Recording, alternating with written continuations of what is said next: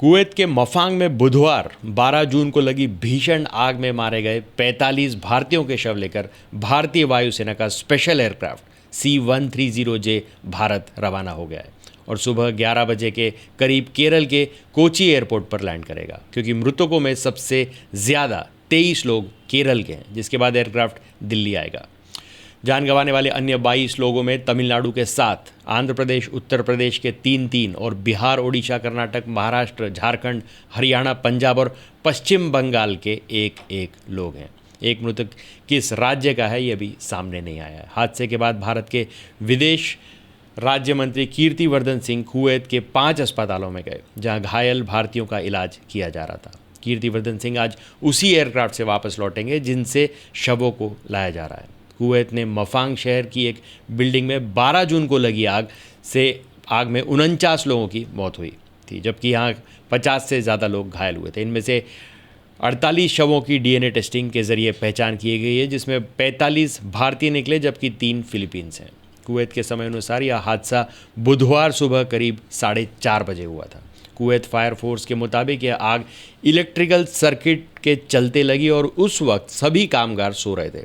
आग लगने की वजह से मची भगदड़ के बीच कई लोगों ने घबराकर बिल्डिंग की खिड़कियों से छलांग लगा दी। कई लोग इमारत के अंदर ही फंसे रह गए और धुएं में दम घुटने के कारण उनकी मौत हुई। झारखंड के रांची के रहने वाले 24 साल के मोहम्मद अली हुसैन 18 दिन पहले ही कुवैत गए थे, जहां इस हादसे में उनकी मौत हो गई।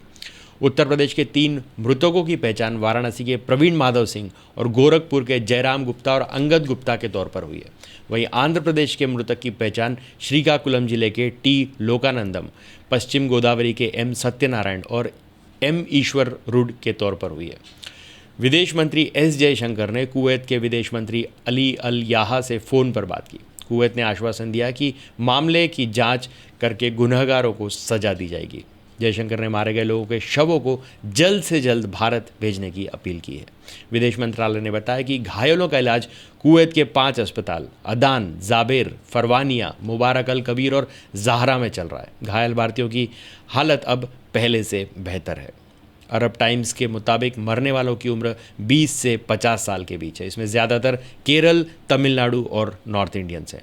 सभी NBTC कंपनियों में काम करते थे। कुवैत की कुल आबादी में 21% लगभग 10 लाख भारतीय हैं। कुवैत के कुल कामगारों में भारतीयों की हिस्सेदारी 30% यानी 9 लाख है।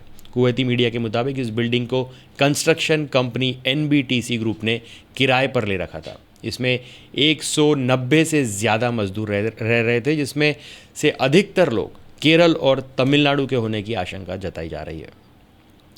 NBTC के ग्रुप के मालिक मलयाली व्यापारी KG अब्राहम हैं। KG अब्राहम केरल के तिरुवल्ला के व्यवसायी हैं। KG अब्राहम जिन्हें KGA के नाम से भी जाना जाता है, KGA समूह के संस्थापक और अध्यक्ष भी हैं।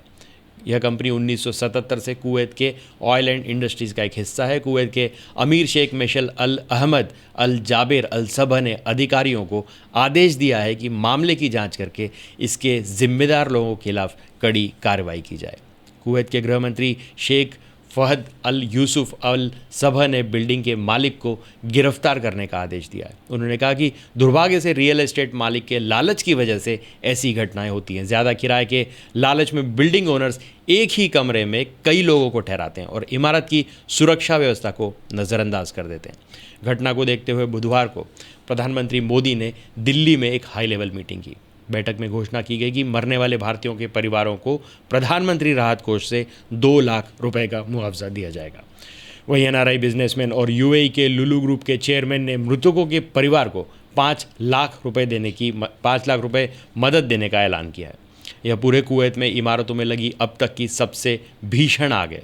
वहीं मरने वालों की संख्या के मामले में देश में दूसरी सबसे बड़ी आग है। इससे पहले अगस्त 2009 में ज़हरा शहर में एक महिला ने पति की दूसरी शादी से नाराज़ होकर शादी के तंबू में आग लगा दी थी, जिससे 56 महिलाओं और बच्चों की मौत हो गई थी। तो आज के लिए बस इतना ही। तब तक के लिए हंसते रहें, मुस्कुराते रहें, स्वस्थ रहें, व्यस्त रहें और मस्त रहें। और जी हाँ, चैनल को भी ज़रूर सब्सक्राइब करें। धन्यवाद।